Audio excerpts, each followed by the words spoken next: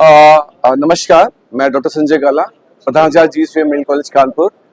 आज हम लोगों ने एक गवर्नमेंट के प्रोग्रेटिव के तहत हम लोगों ने एक बहुत बड़ी चीज पे हस्ताक्षर किए हैं।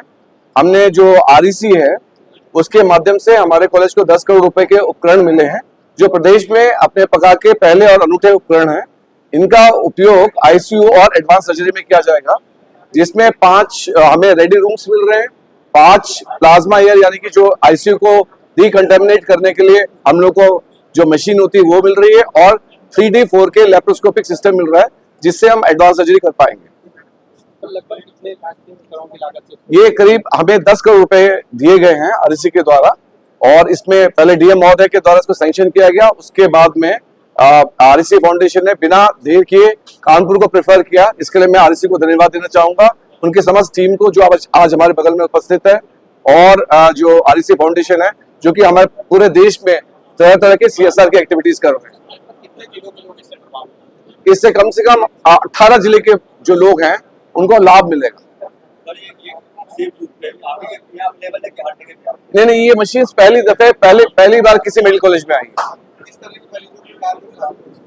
देखिए, ये ICU के पेशेंट, HDU के पेशेंट्स, उसके अलावा सर्जरीज है, जो हाई एंड सर्जरीज है, जो सर्जरी एडवांस सर्जरीज है, उनके लिए बहुत बेनिफिशियल है।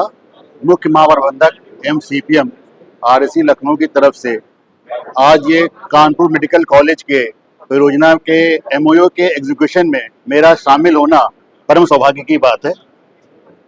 CSR की अवधारणा भारत के इतिहास में पहले भी रही है। हमारे राष्ट्रपिता महात्मा गांधी जी ने कहा था कि ट्रस्टीशिप के अंतर्गत सामाजिक एवं आर्थिक दर्शन का शामिल होना जरूरी है। ये सामाजिक आर्थिक दर्शन समय के देश के कालांतर में कॉर्पोरेट CSR के रूप में विकसित हुआ।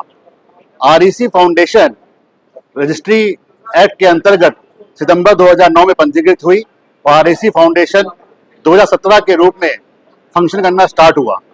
REC का योगदान भारतवर्ष में हेल्थ केयर, सैनिटेशन, स्वच्छ भारत अभियान की परियोजनाओं में हमने लगभग 1300 करोड़ रुपए स्वीकृत किया। उसके अंतर्गत हमने लगभग 1000 करोड़ रुपए अवमुक्त किए। आज गणेश शंकर विद्यार्थी मेमोरियल मेडिकल कॉलेज की जो वर्तमान परियोजना है, जिसके अंतर्गत REC CSR के अंतर्गत लगभग 10 करोड़ की वित्तीय सहायता मंजूर की है, जिसके अधीन कानपुर मेडिकल कॉलेज उन्नत उपकरण, जिसमें आपके क्रिटिकल केयर, सर्जिकल आते हैं, का प्रोक्योरमेंट एवं इंस्टॉलेशन होगा। REC का हमेशा ये उद्देश्य रहा है कि देश के जो वंचित वर्ग हैं उसको REC सामाजिक और आर्थिक मदद करे, और हमें और REC को ये परम सौभाग्य की बात है कि हम आज गणेश शंकर विद्यार्थी मेमोरियल मेडिकल कॉलेज से जुड़े हैं, जो कानपुर और आसपास के जो सीमावर्ती इलाके हैं, जो जनपद हैं, उनके जो गरीब वंचित समाज के लोग हैं, जो बड़े बड़े मेडिकल हॉस्पिटल्स में जिनका इलाज संभव नहीं है, उनका इलाज इस मेडिकल कॉलेज के द्वारा होगा, ऐसी हम कामना करते हैं।